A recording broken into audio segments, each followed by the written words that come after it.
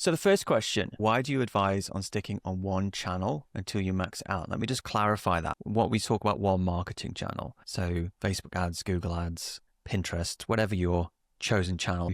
Why do we insist, well, necessarily insist, why do we advise that we start with one channel? So you want to take that one at the beginning?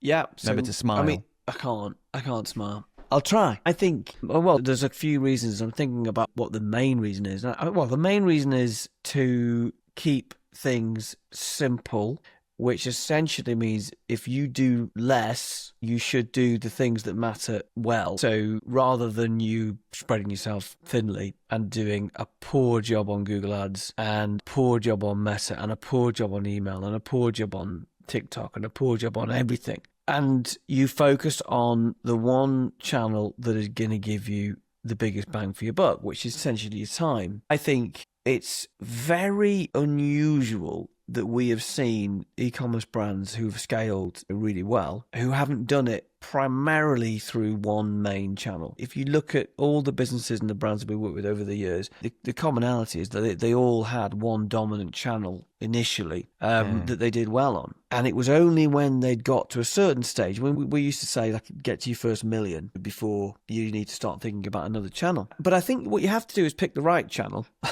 And I think that's probably the key, the biggest thing to work out is, am I a Meta business or am I a Google business or am I a hybrid? And if I'm a hybrid, which does exist, which one do we think? We call it through, I think, generally, I suppose, intuition and experience, but we always know they're a Google Ads business, or they're a Meta business. And it takes a bit of skill to know which one it is, and maybe you can break that down a bit as we go. But generally, the summary before I pass over to you would be the size of the market on any one of these channels is colossal. Like, there is no limitation to how big Google Ads. If you're a Google Ads business, you can get to many millions of revenue before you'd even need to start thinking about anything else. And it's the same with Meta.